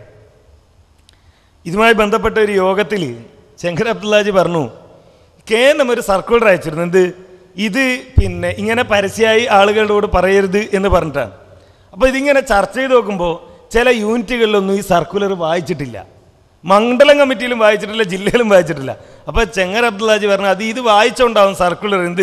ഇത് പൊതുജനങ്ങളുടെ ഇടയിൽ നമ്മളിങ്ങനെ ചർച്ചാ വിഷയമാക്കണ്ടെന്ന് പറഞ്ഞത് കൊണ്ടാവും ഈ സർക്കുലർ മൂടി വെച്ചത്. അതും ആളുകൾ അറിയണ്ടെന്ന് വിചാരിച്ചിട്ടാണ്. അത്രയും ശുദ്ധമനസ്കരായ ആളുകൾ വരെ ഉണ്ട്, ആ സർക്കുലർ വരെ ആളുകൾ കാണണ്ട എന്ന് പറയുന്നു. ജമിയത്തുൽ ഉലമ ഇത് വിശദീകരിക്കാൻ തുടങ്ങി. ഞാൻ വിചാരിക്കുന്നു ഈ വിഷയത്തിൽ തെറ്റിദ്ധാരണയിൽ അകപ്പെട്ട കുറേ ആളുകൾക്കെങ്കിലും ഈ വിശദീകരണങ്ങളിലൂടെ തെറ്റിദ്ധാരണ മാറിയിട്ടുണ്ട്. ഇവിടെയും മാറിയിട്ടുണ്ടാവും. എൻ്റെ അനുഭവം ഞാൻ പറയട്ടെ. കേരള നദ്വത്തുൽ മുജാഹിദീൻ്റെയും ജമിയത്തുൽ ഉലമയുടെയും നേതാക്കന്മാരുടെ കൂടെ സൗദി അറേബ്യയിലും ഖത്തറിലും ഒരു യാത്ര നടത്താനുള്ള അവസരമുണ്ടായി, സമ്മേളനത്തിൻ്റെ പ്രഖ്യാപനവുമായി. ആ കൂട്ടത്തിൽ പലയിടങ്ങളിലും ഈ വിഷയം ചർച്ച ചെയ്യപ്പെട്ടു. ഇതുമായി ബന്ധപ്പെട്ട വിശദീകരണങ്ങൾ നടന്നു. ആ വിശദീകരണങ്ങൾ നടന്നതിന് ശേഷം ഈ പണ്ഡിതന്മാർ താമസിക്കുന്ന റൂമിൽ വന്ന് നമ്മുടെ നേതാക്കന്മാരെയും പണ്ഡിതന്മാരെയും കെട്ടിപ്പിടിച്ച് കരഞ്ഞ ആളുകളുണ്ട്. ഇതൊന്നും ഞങ്ങൾ കേട്ടിട്ടില്ല, ഇങ്ങനെ ഞങ്ങൾ ഈ വിഷയം മനസ്സിലാക്കിയിട്ടില്ല, ഇത് മനസ്സിലാക്കാതെ നിങ്ങളെപ്പറ്റി നുണകൾ പറഞ്ഞു പോയിട്ടുണ്ട്, നിങ്ങളെപ്പറ്റി നുണകൾ പ്രചരിപ്പിച്ചു പോയിട്ടുണ്ട്. ഖത്തറിൽ നടന്ന പരിപാടി കഴിഞ്ഞിട്ട് ഒരാൾ ഞങ്ങൾ താമസിക്കുന്ന റൂമിൽ വന്ന് നമ്മുടെ ഒരു പണ്ഡിതനെ കെട്ടിപ്പിടിച്ച് കരയാ. എന്നിട്ട് പറഞ്ഞെന്താണെന്നറിയോ? എന്നോട്, അതായത് രാത്രി 9:30 മണി മുതൽ സുബഹി നമസ്കാരത്തിന് ബാങ്ക് കൊടുക്കുന്ന 3:15 വരെ വിശദീകരണമാണ്. ആളുകൾക്ക് ചോദിക്കാനുള്ളതൊക്കെ ചോദിക്കാൻ, പറയാനുള്ളതൊക്കെ പറയാനുള്ള അവസരം കൊടുത്തു. പലരും പലതരത്തിലും ചോദിച്ചു. ഈ ചോദ്യം കൊണ്ടുണ്ടായ ഒരു ഉപകാരം എന്താണെന്ന് വെച്ചാൽ, ആളുകൾ പലപ്പോഴും ചോദിക്കും, അങ്ങനെ ജിന്നിനോട് സഹായം തരുന്നത് ശിർക്കല്ല എന്ന് പറയുന്നവർ നമ്മളെ കൂട്ടത്തിലുണ്ടോ? അങ്ങനെ ആർക്കെങ്കിലും വാദമുണ്ടോ? അത് അനുവദനീയാന്നുള്ള തെളിവാരെങ്കിലും പറയുന്നുണ്ടോ? അങ്ങനെയൊന്നും ആരുമില്ലല്ലോ, ഇതൊക്കെ നമ്മൾ ഉണ്ടാക്കണല്ലേ. ഇവരിങ്ങനെ ചോദിക്കാൻ തുടങ്ങിയപ്പോൾ ആളുകൾക്ക് മനസ്സിലായത് സംഗതി അങ്ങനെയല്ല, ഈ വിശ്വാസമുള്ള കുറേ ആളുകളുണ്ട്. ഈ അദ്ദേഹം പറയാണ് പിറ്റേന്ന് രാവിലെ വന്നിട്ട്, എന്നോട് ഈ യോഗത്തിന് ക്ഷണിക്കുമ്പോൾ ചിലർ പറഞ്ഞത് ഈ യോഗത്തിൽ ചോദ്യോത്തരം നടത്തും, അതിന് മറുപടി പറയാ അബ്ദുറഹ്മാൻ സലഫിയാവും, അയാൾ മറുപടി പറയില്ല, ഇരിക്കവിടെ, ചോദിക്കരുത് എന്നൊക്കെ പറഞ്ഞ് ചീത്ത പറയും, അപ്പം നമുക്ക് പ്രശ്നം ഉണ്ടാക്കണം എന്ന് പറഞ്ഞിട്ടാണ് എന്നെ ആ യോഗത്തിന് വിളിച്ചത്. പക്ഷെ ഞാൻ വന്നിരുന്നപ്പോൾ നിങ്ങൾ എല്ലാ ചോദ്യത്തിനും മറുപടിയും പറയാ, ഇനിയും ചോദിക്കാണ്ട് ചോദിച്ചോ എന്ന് പറയാ, ചോദിച്ച ആളോട് തന്നെ വീണ്ടും ചോദിക്കാൻ പറയാ. എനിക്കപ്പം തന്നെ മനസ്സിലായി ഇങ്ങനെ ആളുകളെ തെറ്റിദ്ധരിപ്പിച്ചു. പലരും ഇതറിയില്ല വിഷയം, പലരും ഇത് മനസ്സിലാക്കിയിട്ടില്ല വിഷയം. ഇങ്ങനെയാണ് ഈ ആളുകളുടെ വീക്ഷണം. അഥവാ ജിന്നിനോട് സഹായം തേടുന്നത് ശിർക്കല്ല എന്ന് പറയുന്ന ആളുകളുണ്ട്. അതിന് പറയുന്ന ന്യായങ്ങൾ രണ്ടാണ്. ഒന്ന്, സഹായം ജിന്നിനോട് സഹായം തേടുന്ന ജിന്ന് ഹയ്യാണ്, ഹാളിറാണ്, ഖാദിറാണ്, തേടുന്നതുകൊണ്ട് കുഴപ്പമില്ല എന്ന് പറയുന്ന ഒരു വിഭാഗം ആളുകൾ. മറ്റൊന്ന് ഹദീസിൻ്റെ അടിസ്ഥാനത്തിലാണ് എന്ന് പറയുന്ന ആളുകൾ. രണ്ടായാലും ദുർബലമാണ്, പ്രമാണങ്ങളുടെ അടിസ്ഥാനത്തിലല്ല. അപ്പോൾ ചോദ്യം എന്താ? ഈ സിയാനത്തുൽ ഇൻസാനിലൊക്കെ പറഞ്ഞില്ലേ, ഓരേക്കാൾ വലിയ പണ്ഡിതന്മാരാണോ നമ്മൾ? അതല്ലെങ്കിൽ ആ ഒരേക്കാൾ വിവരമുള്ള ആളുകളാണോ? അവർക്ക് അബദ്ധം പറ്റിയെന്നാണോ? അങ്ങനെയാണെങ്കിൽ അത് തുറന്ന് പറഞ്ഞുകൂടെ? അത് തുറന്ന് പറഞ്ഞതാണല്ലോ നമ്മുടെ സർക്കുലർ. പിന്നെ ഇതിൻ്റെ അടിയിൽ ഓരോ സിയാനത്തുൽ ഇൻസാനിൽ പറഞ്ഞത് തെറ്റ്, അതല്ലെങ്കിൽ ഇന്ന ശൈഖ് പറഞ്ഞത് തെറ്റ്, ഇന്ന് ഇമാമ് പറഞ്ഞത് തെറ്റ് എന്ന് എഴുതേണ്ട ആവശ്യമില്ല ഓരോരുത്തരുടെ പേരും. ഇത് നമ്മൾ ഇന്നും ഇന്നലെയും പറയാൻ തുടങ്ങിയതല്ല. എന്തുകൊണ്ടാണ് തറാവീഹ് 23 റക്അത്ത് മുജാഹിദുകൾ നിസ്കരിക്കാത്തത്? ലോകത്തൊരു ഇമാമും പണ്ഡിത് പറയാത്തതുകൊണ്ടാ ആണോ? അല്ല, പറഞ്ഞിട്ടുണ്ട്. പക്ഷേ അതെന്തല്ല, പ്രമാണങ്ങളുടെ അടിസ്ഥാനത്തിലല്ല. അതുകൊണ്ട് ഓലൊക്കെ മോശക്കാരാണെന്നാണോ? അല്ല. അവരൊക്കെ മോശക്കാരാണെന്നാണോ? അല്ല. അത് ഇമാമുകളും പണ്ഡിതന്മാരും സ്വീകരിച്ച ഒരു രീതി തന്നെയാണ്, കാലാകാലങ്ങളായി സ്വീകരിച്ചു വരുന്ന രീതിയാണ്. ഞാനതാ ആദ്യം പറഞ്ഞത്. ശൈഖുൽ ഇസ്ലാം ഇബ്നു തീമിയയുടെ എല്ലാ അഭിപ്രായങ്ങളോടും സലഫികൾ 100% യോജിക്കുമോ? ഇല്ല. അദ്ദേഹം മനുഷ്യനാണ്, തെറ്റുപറ്റാം, അബദ്ധങ്ങൾ വരാം. അതുകൊണ്ടല്ലേ ഇമാമുകൾ നമ്മളോട് ആ കാര്യം പറഞ്ഞത്. സിയാനത്തുൽ ഇൻസാനിൽ എന്താ പറഞ്ഞത്? ഈ പറഞ്ഞ ന്യായമനുസരിച്ചാണ് സിയാനത്തുൽ ഇൻസാന് നമ്മൾ സ്വീകരിക്കണ്ടേ, മൂപ്പര് പറഞ്ഞത് തെറ്റാന്ന് നമുക്ക് പറയാൻ പറ്റുമോ എന്നാണ് വാദമെങ്കിൽ ആ വാദം ഉന്നയിക്കുന്നവർ എന്ത് പറയണം? അനുവദനീയമാണെന്ന് പറയണം. അത് പറയോ? ഇല്ല. അപ്പൊ പിന്നെ രണ്ടുകൂട്ടരും പറയണം ഹറാമാണ് എന്ന് പറയാ, ശിർക്കാണെന്നും പറയാം. നമ്മളത് ശിർക്കാണെന്ന് പറയുന്നു, വേറൊരു കൂട്ടരെ ഹറാമാണെന്ന് പറയുന്നു. എന്നിട്ട് ശിർക്കാന്ന് പറയുന്നവരോട് ചോദ്യം, നിങ്ങൾ എങ്ങനെയാ ശിർക്കാന്ന് പറയാ? അനുവദനീയാണ് എന്ന് സിയാനത്തുൽ ഇൻസാന് പറഞ്ഞിട്ടില്ലേ? അല്ലെങ്കിൽ ഷൗക്കാനി പറഞ്ഞിട്ടില്ലേ? അപ്പോൾ ഹറാമാണെന്ന് എങ്ങനെയാ പറഞ്ഞത്? ഷൗക്കാനി അനുവദനീയമാണ്, സിയാനത്തുൽ ഇൻസാൻ അനുവദനീയമാണ് എന്ന് പറഞ്ഞത് ഹറാമാണെന്ന് എങ്ങനെയാ പറഞ്ഞത്? ഷൗക്കാനി അനുവദനീയമാണെന്ന് പറഞ്ഞത്, സിയാനത്തുൽ ഇൻസാൻ അനുവദനീയമാണെന്ന് പറഞ്ഞത്, ഞങ്ങൾക്ക് ഹറാമാന്ന് പറയാം, നിങ്ങൾ ശിർക്കാന്ന് പറയാൻ പാടില്ല എന്ന് പറയുന്നത് സാധാരണ പണ്ടൊക്കെ ഇവിടെ ഉണ്ടോന്നറിയില്ല, ഞങ്ങളുടെ നാട്ടിലൊക്കെ പറയും നിങ്ങൾ 13-15 ഞങ്ങൾ 13-12 ആണോ? 5 ഗുണിക്കണം 3 12 നിങ്ങളത്, ഞങ്ങളത് 5 ഗുണിക്കണം 3 15. അങ്ങനെ 2 ന്യായമില്ലല്ലോ. ഇവർ പറഞ്ഞത് തെറ്റാണെങ്കിൽ ശരിയാണെങ്കിൽ ആ ശരി അംഗീകരിക്കണം എന്നിട്ട് ചോദിക്കണം. ഇതാ സിയാനത്തുൽ ഇൻസാൻ പറഞ്ഞതുപോലെ, തുഹഫത്തുൽ ദാക്കിരീൻ പറഞ്ഞതുപോലെ ഞങ്ങൾ വിശ്വസിക്കുന്നു എന്ത്, അത് അനുവദനീയമാണ്, ജിന്നിനോട് സഹായം തേടൽ അനുവദനീയമാണ്. അത് പറയാൻ പറ്റൂല. കാരണം എന്താ, അപ്പം മുജാഹിദീങ്ങൾ ചോദിക്കും തെളിവ് എവിടെ. ഖുറാഫികൾ വരെ മുടീൻ്റെ സനത് ചോദിക്കണ കാലായത് അല്ലേ? ഖുറാഫികൾ വരെ മുടീൻ്റെ സനത് ചോദിക്കണ കാലല്ലേ? അങ്ങനത്തെ കാലത്ത് എഴുന്നേറ്റ് നിന്നിട്ട് ജിന്നിനോട് സഹായം തേടൽ ശിർക്കല്ല എന്ന് പറഞ്ഞാൽ അപ്പൊ ഖുറാഫികളും ചോദിക്കും തെളിവെവിടെ, സനതെവിടെ? ഒരു ഹർഫ് തെളിവ് പറയാൻ കഴിയില്ല. ആ തെളിവില്ലാത്തത് കൊണ്ടാണ് നമ്മളിത് ശിർക്കാണെന്ന് പറയുന്നത്. അത് ഏതെങ്കിലും പണ്ഡിതന്മാരെ മോശക്കാരാക്കലല്ല, ആക്ഷേപിക്കലല്ല. വഹും മഅ്ദൂറൂൻ, അവർ ആക്ഷേപമുക്തരാണ്. അവർ മനസ്സിലാക്കിയ തെളിവിൻ്റെ അടിസ്ഥാനത്തിൽ അവർ പറഞ്ഞു. ആ തെളിവ് പ്രമാണബദ്ധമല്ല എന്നതിൻ്റെ അടിസ്ഥാനത്തിൽ നമ്മൾ പ്രമാണബദ്ധമായി തെളിവ് പറഞ്ഞ പണ്ഡിതന്മാരുടെ വാക്കുകൾ നമ്മൾ സ്വീകരിക്കുകയും ചെയ്യുന്നു. സാലെ, എനിക്ക് ഇനി ചോദിക്കാനുള്ളത് ചികിത്സയുമായി ബന്ധപ്പെട്ടൊരു കാര്യമാണ്. സാധാരണയായിക്കൊണ്ട് ബഹുമാന സക്കരിയ സ്വലാഹിൻ്റെ ഒരു ഇതിൽ ഞാൻ കേട്ടിട്ടുണ്ട്, വീഡിയോ ക്ലിപ്പിങ്ങിൽ കേട്ടിട്ടുണ്ട്. എന്താ വെച്ചാൽ അദ്ദേഹം പറയുകയാണ്, ഒരു മനുഷ്യൻ, അത് ആണായാലും പെണ്ണായാലും, അവരുടെ ശരീരത്തിൽ ജിന്ന് കയറിയാലും മൂപ്പര് കയറിയ പോലെ ചിലപ്പോൾ ഇറങ്ങിപ്പോവില്ല, അപ്പോൾ ചിലപ്പോൾ അടിക്കേണ്ടി വരും. എല്ലാവരും ഒന്നും അടിക്കേണ്ടി വരില്ല. എന്നിട്ട് അദ്ദേഹം അതിന് തെളിവ് ഉദ്ധരിക്കുന്ന ഉസ്മാൻ ഇബ്നു അബുൽ ആസിനെ നബി സല്ലല്ലാഹു അലൈഹി വസല്ലമ അടിച്ചു എന്നത് തെളിവ് അദ്ദേഹം പറയുന്നുണ്ട്. ഇതിൻ്റെ യഥാർത്ഥം വിശദീകരിക്കാമോ?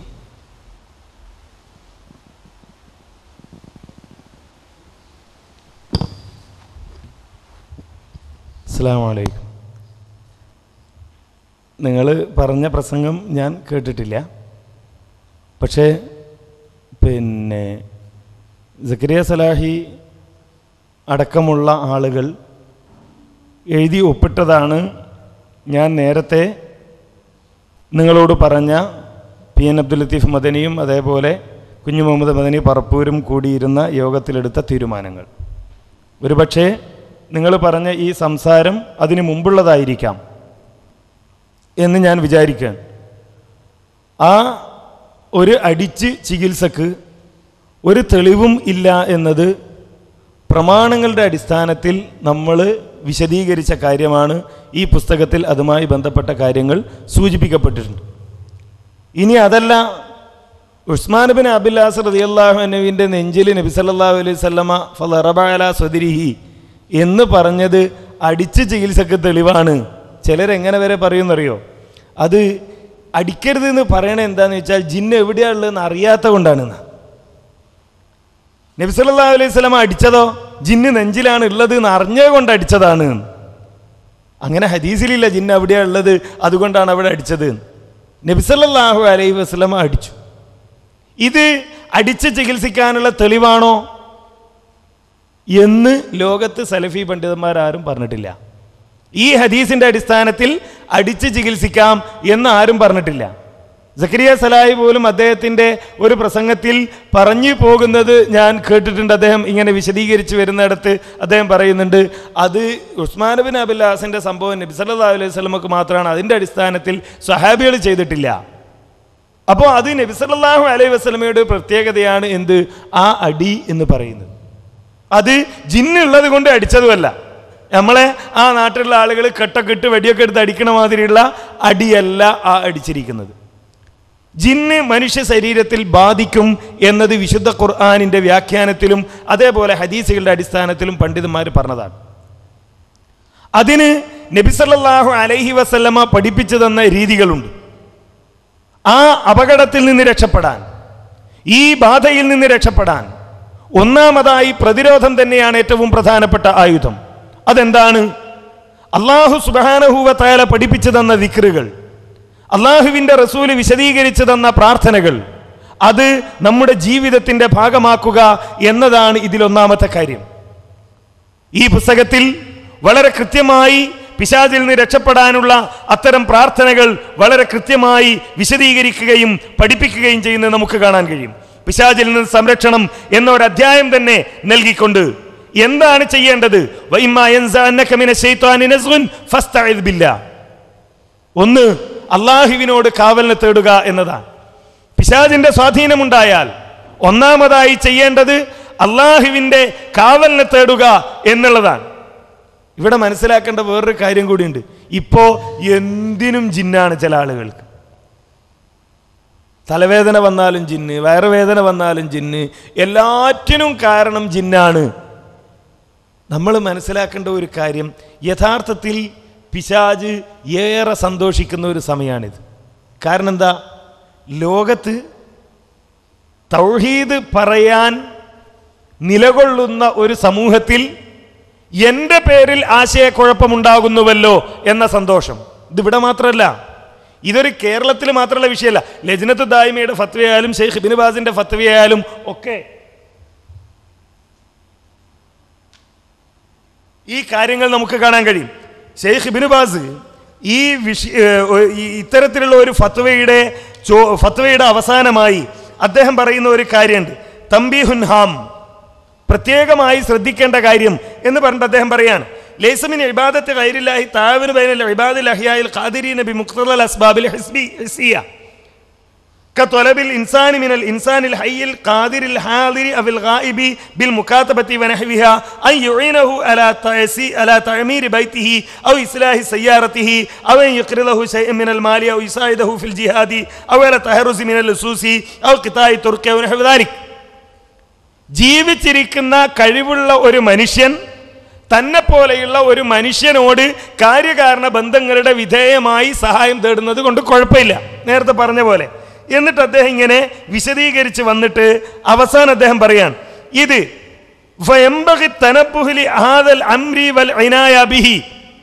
ഇത് നമ്മൾ കൃത്യമായി പരിഗണിക്കേണ്ടതുണ്ട്. എന്താണ് ഈ കാര്യകാരണ ബന്ധം? ഇതൊക്കെ വിശദീകരിച്ചിട്ട് അദ്ദേഹം പറയാൻ, ഇത് നമ്മൾ പരിഗണിക്കണം. ലിയന്ന കസീറൻ മിനൽ ജുഹാലി വൽ മുശ്രിക്കീന യൽബിസൂന അലാ ബാലി ദുആത്തി തൗഹീദി ബിമിസ്ലി ഹാദിഹിൽ ഉമൂർ. കാരണം ജുഹാലികൾ, വിവരമില്ലാത്ത ആളുകളും, ഒരു വിവരം ഉണ്ടാവില്ല. എന്താ അവർക്കുള്ള വിവരം? കുറച്ച് കാര്യങ്ങൾ എവിടുന്നോ കേട്ടിട്ടുണ്ട്, പഠിച്ചിട്ടുണ്ട്. ബാക്കിയുള്ളത് എന്താ? ബാക്കി പണ്ഡിതന്മാരോടും നേതൃത്വത്തോടുള്ള വിരോധം മാത്രം. ഇത് മനസ്സിൽ വെച്ചുകൊണ്ട് പ്രവർത്തിക്കുന്ന ചില ജുഹാലുകൾ, അതേപോലെ തന്നെ ബഹുദൈവ വിശ്വാസികൾ, മുശ്രിക്കുകൾ, അള്ളാഹുവിൽ ശിർക്ക് ചെയ്യാൻ തെളിവുണ്ടാക്കിക്കൊണ്ടിരിക്കുന്നവർ, അവർ തൗഹീദി പ്രബോധകന്മാരുടെ ഇടയിൽ ആശയക്കുഴപ്പമുണ്ടാക്കിക്കൊണ്ടിരിക്കുന്ന ഒരു വിഷയമാണിത്. അതുകൊണ്ട് പ്രത്യേകം ശ്രദ്ധിക്കണം എന്ന് ഷെയ്ഖ് ഇബ്നു ബാസ് പറഞ്ഞത് നമുക്ക് കാണാൻ കഴിയും. അപ്പോ ഈ ആശയക്കുഴപ്പം ലോകത്ത് പല സ്ഥലങ്ങളിലും ഉണ്ടാക്കിക്കൊണ്ടിരിക്കുന്നു. അതിൻ്റെ ഭാഗമാണ് നമ്മുടെ നാട്ടിലുള്ളതും. അപ്പോ ഇങ്ങനെ ഒരു പിശാചിനെ വലുതാക്കുന്ന ഒരവസ്ഥ നബി സല്ലല്ലാഹു അലൈഹി വസല്ലമ പറഞ്ഞ നമ്മുടെ ഈ പുസ്തകത്തിന്റെ 1-ാമത്തെ പേജിൽ നമ്മൾ കൊടുത്ത ഒരു ഹദീസ് ഉണ്ട്. എന്താണ്? നബി സല്ലല്ലാഹു അലൈഹി വസല്ലമ ഒരു സഹാബിയും പോവാൻ. അപ്പോ ഈ വാഹനത്തിന്റെ കാലൊന്ന് ഇടറിപ്പോയി. അപ്പോ ഇയാൾ പറഞ്ഞു, തൈസ ശൈത്വാൻ, പിശാചിന് നാശം എന്ന് പറഞ്ഞു. നബി സല്ലല്ലാഹു അലൈഹി വസല്ലമ പറഞ്ഞു, ലാ തഖുൽ തൈസ ശൈത്വാൻ, പിശാചിന് നാശം എന്ന് നീ പറയരുത്. ഫഇന്നക ഇദാ ഖുൽത ദാലിക തആലമ ഹത്താ യകൂന മിസ്ലൽ ബൈത്ത് വയഖൂലു ബിഖുവതി. നീ അങ്ങനെ പറഞ്ഞാൽ, പിശാചിന് നാശം എന്ന് പറഞ്ഞാൽ ഈ പിശാച് വലുതാകും. ഹത്താ യകൂന മിസ്ലൽ ബൈത്ത്, ഒരു വീട് പോലെ പിശാച് വലുതാകും. എന്നിട്ട് പറയും ബിഖുവതി, എന്റെ ശക്തി കൊണ്ട്. കണ്ടില്ലേ, ഞാൻ അവന്റെ ആ വാഹനത്തെ പിഴപ്പിച്ചില്ലേ, തെറ്റിച്ചില്ലേ, പതറിച്ചില്ലേ, ഇടർച്ചയുണ്ടായില്ലേ, എന്റെ ശക്തി എന്ന് പിശാച് പറയും. നേരെ മറിച്ച് നീ പറയേണ്ടത് എന്ത്? വലാകിൻ ഖുൽ ബിസ്മില്ലാ, നീ ബിസ്മില്ല എന്ന് പറയുക. അങ്ങനെ പറഞ്ഞാലോ, ഫഇന്നക ഇദാ ഖുൽത ദാലിക്, നീ അങ്ങനെ പറഞ്ഞാൽ തസാഗറ ഹത്താ യകൂന മിസ്ലൽ ദുബാബ്, ഒരു ഈച്ചയോളം പിശാച് നിന്ദ്യനായിത്തീരും. അപ്പൊ ആ പിശാചിനെ നിന്ദ്യനാക്കുക, പിശാചിനെ ചെറുതാക്കുക എന്ന പണിയാണ് നമ്മൾ ചെയ്യേണ്ടത്. അപ്പോൾ ഈ പിശാച് മനുഷ്യനെ ബാധിക്കും. അത് ചെയ്യുമ്പോൾ, അതുണ്ടാകുമ്പോൾ പാലിക്കേണ്ട കാര്യങ്ങൾ എന്ത്, അത് വരാതിരിക്കാൻ ചെയ്യേണ്ട കാര്യങ്ങൾ എന്ത്, നബി സല്ലല്ലാഹു അലൈഹി വസല്ലമ പഠിപ്പിച്ചിട്ടുണ്ട്. ആ ദിക്റുകളും പ്രാർത്ഥനകളും നമ്മുടെ ജീവിതത്തിൽ നമ്മൾ സ്വീകരിക്കുക. നബി സല്ലല്ലാഹു അലൈഹി വസല്ലമയിൽ നിന്ന് സ്ഥിരപ്പെട്ട കാര്യങ്ങൾ അതെന്താണോ നമുക്ക് സ്വീകരിക്കാം. അതുകൊണ്ടാണ് നമ്മൾ റുഖിയ ശറയ്യ എന്ന് പറഞ്ഞാൽ എന്താ പറഞ്ഞത്? ഖുർആൻ കൊണ്ടും അള്ളാഹുവിൻ്റെ നാമങ്ങൾ, വിശേഷണങ്ങൾ എന്നിവ കൊണ്ടും ഖുർആനിലും സുന്നത്തിലും സ്വഹീഹായി വന്നിട്ടുള്ള ദിക്റുകൾ കൊണ്ടും രോഗശമനത്തിന് വേണ്ടി പ്രാർത്ഥിച്ചു കൊണ്ട് സുന്നത്തിൽ സ്ഥിരപ്പെട്ട രൂപത്തിൽ നിർവഹിക്കുന്നതാണ് റുഖിയ ശറഇയ്യ. സുന്നത്തിൽ സ്ഥിരപ്പെട്ടതാകണം. അതിനപ്പുറത്ത് പോയാലോ അടിയും ഇടിയും കെട്ടും തുപ്പും ഇതൊക്കെ നമ്മുടെ വകയിൽ നമ്മൾ തുടങ്ങിയാലോ ഉണ്ടാകുന്ന ഒരു വിഷയം ആരെന്ത് ചെയ്താലും നമുക്ക് എതിർക്കാൻ കഴിയില്ല. ഇപ്പോൾ ഈ ഗഫാർ മൗലവി, അബ്ദുൽ ഗഫാർ മൗലവിയുടെ ആത്മീയ ചികിത്സകളൊക്കെ കാണുന്നതാണല്ലോ. ഒരു ഭാഗത്ത് ആറ്റുകാൽ രാധാകൃഷ്ണൻ ഉണ്ടാവും, മറുഭാഗത്ത് ഗഫാർ മൗലവി ഉണ്ടാവും. രണ്ടാളും അവരവരുടെ സമുദായങ്ങളെ എല്ലാ പ്രശ്നങ്ങളിൽ നിന്നും രക്ഷിക്കാൻ വേണ്ടി ഇങ്ങനെ അത്യുദ്ധാനം ചെയ്തുകൊണ്ടിരിക്കുന്ന മഹാന്മാരാണ്. മൂപ്പരോടൊരു ചോദ്യമുണ്ട്. എന്താണ് ഈ പുസ്തകത്തിൽ നമ്മൾ ഉദ്ധരിച്ചിട്ടുണ്ടത്? തൊണ്ടയിൽ മുള്ളു കുടുങ്ങിയാൽ പോകാൻ വല്ല ദിക്റും ഉണ്ടോന്ന്. മൂപ്പര മറുപടി എന്താ? ഉണ്ട്. ഫലൗലാ ഇദാ ബലഗത്തിൽ ഹുൽഖൂം വ അൻതും ഹീനഇദിൻ തൻളുറൂൻ എന്ന ആയത്ത് ഓതി ചോറിലോ പഴത്തിലോ ഊതി 7 പ്രാവശ്യം വിഴുങ്ങുക എന്നാണ്. നിങ്ങളൊക്കെ ചോറ് തിന്നുമ്പോൾ തൊണ്ടയിൽ മുള്ളു കുടുങ്ങിയിട്ടുണ്ടാവും ചെറുപ്പത്തിൽ. വീട്ടിലാകുമ്പോൾ നമ്മളെ ഉമ്മയാരൊക്കെ നമ്മളോട് എന്താ പറയൽ, എടാ കറിയാകാത്ത കുറച്ച് ചോറെടുത്ത് ഉരുട്ടി വിഴുങ്ങിക്കോന്നറിയും. അല്ലെങ്കിൽ ഒരു പഴത്തിൻ്റെ കഷ്ണം മുറിച്ചെന്ന് അത് വിഴുങ്ങാൻ പറയും. അങ്ങനെയാണ് സാധാരണ ചെയ്യൽ. ഇത് ചെയ്യാനാ ഗഫാർ മൗലവി പറയണത്. പക്ഷെ അത് ചെയ്യാൻ ഗഫാർ മൗലവി അങ്ങനെ ചെയ്താൽ മതി എന്ന് പറഞ്ഞാൽ നമ്മൾ ഉമ്മാമ്മമാരുടെ നിലവാരത്തിലേ ഉള്ളൂ. മൂപ്പരൊരു മൗലവിയൊക്കെ ആകണമെങ്കിൽ എന്ത് വേണം? ഒരായത്തിൻ്റെ പരിവേഷം വേണം. ഇത് ഇന്നുണ്ടായതല്ല, പണ്ടും അങ്ങനെയാണ്. സാധാരണ മൊയ്ലിയന്മാർ പറയുന്നൊരു സംഭവമുണ്ട്. ഒരാൾക്ക് വയറിന് ഭയങ്കര അസ്വസ്ഥത. മൊയ്ലിയാരടുത്ത് ചെന്നു. മൊയ്ലിയാർ പിഞ്ഞാണ് എഴുതി കൊടുത്തു. ഇദാ സുൽസിലത്തിൽ അർളു സിൽസാലഹ വ അഖ്റജത്തിൽ അർളു അസ്കാലഹ വ ഖാലൽ ഇൻസാനു മാലഹ എന്ന ആയത്ത് എഴുതി കൊടുത്തു. ഇയാളിത് കൊണ്ടുപോയി കുടിച്ചു. 2 ദിവസം പള്ളിയിൽ കാണാനില്ല. 3-ാമത്തെ ദിവസം ചോദിച്ചു എങ്ങനെയുണ്ട്? ഇയാൾ പറഞ്ഞു, ഉസ്താദെ വല്ലാത്തൊരായത്ത് തന്നെയാണ്. 2 ദിവസം ടോയ്ലറ്റ് എണീക്കാൻ നേരം കിട്ടിയിട്ടില്ല. അപ്പോൾ ഉസ്താദൻ പറയും, ഏതാ? ഇദാ സുൽസിലത്തിൽ അർളു സിൽസാലഹ വ അഖ്റജത്തിൽ അർളു അസ്കാലഹ. ആ ആയത്തിൻ്റെ അർത്ഥം അറിയോ? ആ ആയത്തിൻ്റെ സന്ദർഭം അറിയോ? അതൊക്കെ ഏതാ ആയത്ത്? സംഭവം എന്താ? ഈ ആയത്ത് എഴുതുമ്പോൾ അതിൽ ആവണക്കെണ്ണ എന്ന് പറയുന്ന ഒരു മരുന്നുണ്ട്. ആയുർവേദ മെഡിക്കൽ ഷോപ്പിലും വൈദ്യന്മാരുടെ വീട്ടിലൊക്കെ കിട്ടും. വയറിളക്കാൻ വേണ്ടി ഉപയോഗിക്കുന്ന മരുന്നാണ്. ഇത് എഴുതുന്ന മഷിയിൽ ഈ ആവണക്കെണ്ണ കൂടി കൂട്ടിക്കലർത്തിയിട്ടാണ് വയറിളക്കത്തിനുള്ള ആയത്ത് എഴുതുക. കുടിക്കണ സാധു വിചാരിക്കണതോ ഇത് ഈ ആയത്തിൻ്റെ പവറാണ് എന്നാണ്. ഇതേപോലെയാണ് ഈ ചോറ് വിഴുങ്ങാൻ പറഞ്ഞാൽ മതി, പഴം വിഴുങ്ങാൻ പറഞ്ഞാൽ മതി, അതിന് ഈ ആയത്തിൻ്റെ പരിവേഷം. എങ്ങനെയാണ് നമ്മൾ എതിർക്കുക?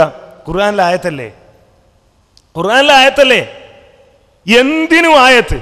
നിങ്ങളുടെ സഹോദരിയുടെ വിവാഹം നടക്കണോ? സൂറത്ത് ത്വാഹ പച്ച പട്ടിൽ എഴുതിയിട്ട് അത് ഈ പെണ്ണിൻ്റെ അരയിൽ കെട്ടിവെച്ചാൽ മതിയെന്നാ. പറ്റൂല എന്ന് നമ്മളെങ്ങനെ പറയല്?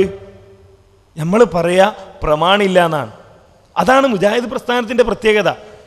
കൊടുവള്ളിയിലൊരു ത്വരീഖത്തിൻ്റെ ശൈഖ് വന്നു. ത്വരീഖത്തിൻ്റെ ശൈഖ് വന്നപ്പോൾ കുറേ ദിക്റും സലാത്തൊക്കെ ഉണ്ടാക്കി. പേരോട് അവിടെ ചെന്ന് മറുപടി പറഞ്ഞു, ഈ സലാത്ത് പറ്റൂല, ഈ ദിക്ർ പറ്റൂല, അത് സഹിയായ ഹദീസിലില്ല. നിങ്ങളെ ബുഖാരിയിലുണ്ടോ, മുസ്ലിമുണ്ടോ, നസായി ഉണ്ടോ, തിർമീദി ഉണ്ടോ എന്നൊക്കെ ചോദിച്ച് മൂപ്പരെ പ്രസംഗം നടത്തി. പിറ്റേന്ന് ത്വരീഖത്തുകാരൻ്റെ മറുപടി, ഈ ചോദ്യം നിങ്ങൾക്ക് എവിടെ നിന്ന് കിട്ടി? ഇത് വഹാബിൻ്റെ ചോദ്യമല്ലേ? നമ്മൾ നാരിയ സലാത്ത് ചൊല്ലിയപ്പോൾ വഹാബി ചോദിച്ചു, ഇത് ബുഖാരിയിലുണ്ടോ, മുസ്ലിമിലുണ്ടോ? നമ്മളെന്താ മറുപടി പറഞ്ഞത്? ബുഖാരിയിലും മുസ്ലിമിലൊന്നും വേണ്ട, നമുക്ക് ചെല്ലാന്നാ. അവൻ നാരിയ സലാത്ത് ബുഖാരിയിലില്ല, മുസ്ലിമിലില്ല, ചെല്ലാമെങ്കിൽ ഞങ്ങൾ ദിക്റും ബുഖാരിയിലും മുസ്ലിമിലും വേണ്ടാൻ. എന്തുകൊണ്ടാണ് പേരോടിന് അവിടെ മറുപടി പറയാൻ കഴിയാതെ വരുന്നത്? മാനദണ്ഡം സ്വീകരിക്കാത്തത് കൊണ്ടാണ്. നേരെ മറിച്ച് ഒരുത്തൻ ഖുർആനോദി അടി, ഖുർആനോദി ഇടി, ഖുർആനോദി തുപ്പ്, ഇത് തുടങ്ങുമ്പോൾ അത് പറ്റില്ല, അത് പ്രമാണത്തിൽ ഇല്ലാത്തതാണെങ്കിൽ പറ്റില്ല എന്ന് നമ്മൾ പറഞ്ഞാൽ നമുക്ക് ആരെങ്ങനെ ചെയ്താലും എതിർക്കാൻ കഴിയും. അല്ലാതെ ഞങ്ങൾ ആ KNM-ന്റെ പള്ളിയിൽ നിന്ന് അടിച്ചാൽ കുഴപ്പമില്ല, പിന്നെ നിങ്ങളെ പള്ളിയിൽ നിന്ന് അടിക്കാൻ പാടില്ല എന്ന് പറയാൻ പറ്റുമോ? ഞങ്ങൾക്ക് ഏതായത്തും ഓതാം, നിങ്ങൾക്ക് അങ്ങനെ ഓതാൻ പറ്റൂല എന്ന് പറയാൻ പറ്റില്ല. ആ വിഷയത്തിലും പ്രമാണമാണ് തെളിവ്. ആ പ്രമാണത്തിൻ്റെ അടിസ്ഥാനത്തിൽ അടിച്ചിറക്കാൻ തെളിവില്ല, അടിച്ച് ചികിത്സക്കുള്ള തെളിവില്ല. അത് ഈ പറഞ്ഞ ആളുകൾ എല്ലാവരും അംഗീകരിക്കുന്നതാണ്. ജമിയത്തുൽ ഉലമയുടെ നിലപാടാണ്. ജമിയത്തുൽ ഉലമയെയും KNM-നെയും അംഗീകരിക്കുന്നവർ സ്വീകരിക്കേണ്ട നിലപാടാണ്. ഇനി അതല്ല, അതിനേക്കാൾ കൂടുതലായി ഞാൻ മനസ്സിലാക്കിയിട്ടുണ്ട്. ഞാനൊക്കെ ഇങ്ങനെ ഒരുപാട് പഠനം നടത്തിയ ആളാണ്. ഞാൻ ഇൻ്റർനെറ്റിലൂടെ ഒരുപാട് ഇംഗ്ലീഷ് പുസ്തകങ്ങളൊക്കെ വായിച്ചിട്ടുണ്ട്. അതുകൊണ്ട് ഞാൻ എഞ്ചിനീയറാണ്, എനിക്ക് ചികിത്സിക്കാമെന്നൊക്കെ ഒരാൾക്ക് തോന്നുകയാണെങ്കിൽ അയാൾക്ക് പോകാൻ ചികിത്സിക്കാം. നാട്ടിലെ പല ചികിത്സകന്മാരെ എതിർക്കണ പോലെ നമ്മൾ എതിർക്കും. അതിൽ നമ്മളെ സംബന്ധിച്ചിടത്തോളം നമുക്ക് വേണ്ടി പ്രവർത്തിച്ച ആളാണ്. നമുക്ക് വേണ്ടി ഒരുപാട് തോന്നിയാസങ്ങൾ അയാൾ പണ്ടൊക്കെ എഴുതി വിട്ടിട്ടുണ്ട്. അതല്ലേ അയാളും തമ്മിലുള്ള കാര്യമാണ്. നമ്മളെ സംബന്ധിച്ചിടത്തോളം ചേകനൂര് നമ്മളെ കൂട്ടത്തിൽ ഒരുപാട് വാദപ്രതിവാദത്തിൽ പങ്കെടുത്ത ആളാണ്. അയാൾ പോയപ്പോൾ AP അബ്ദുൽ ഖാദർ മൗലവിയാണ് വണ്ടൂർ പോയിട്ട് അദ്ദേഹമായിട്ട് വാദപ്രതിവാദം നടത്താനും മറുപടി പറയാനും പോയത്. അയാൾ ഞമ്മക്ക് വേണ്ടി ഒരുപാട് വാദപ്രതിവാദത്തെ പങ്കെടുത്തല്ലേ എന്ന് പറഞ്ഞ് മാറി നിൽക്കുന്ന ഒരു അവസ്ഥ ഉണ്ടായിട്ടില്ല. അത് ഇസ്ലാഹി പ്രസ്ഥാനത്തിൻ്റെ പ്രത്യേകതയാണ്. നമുക്ക് വ്യക്തികളോടല്ല പ്രമാണങ്ങളോടാണ് കടപ്പാട്. അത് നമ്മളുടെ അടിസ്ഥാന മുഖമുദ്രയായി നമ്മൾ സ്വീകരിക്കുക. പിന്നെ നമ്മളെ KJ പറഞ്ഞിട്ടുണ്ട്, ഒരു മനുഷ്യൻ്റെ മേത്ത് ജിന്ന് കയറിയോ ഇല്ലെന്ന് ഒരാൾക്കും ഉറപ്പിച്ചു പറയാൻ പറ്റില്ല, വഹിയുള്ള നബി അല്ലാതെ. അപ്പോൾ ആ പ്രവാചകൻ്റെ ആ 3 സംഭവങ്ങൾ വിശദീകരിക്കുന്ന കൂട്ടത്തിൽ ആ സ്ത്രീ വന്നുകൊണ്ട് പ്രവാചകനോട് പറയുന്നത് ജിന്നുബാധ ഏറ്റിട്ടുണ്ടെന്നാണ്. അപ്പോൾ ആ സ്ത്രീ അങ്ങനെ അറിഞ്ഞു എന്നുള്ളതാണ്. അത് മുഅ്ജിസത്തല്ലാന്നാണ് പല ലേഖനങ്ങളിലും കണ്ടിട്ടുണ്ട്. അപ്പോൾ വഹിയില്ലാത്ത ആ സ്ത്രീക്ക് പോലും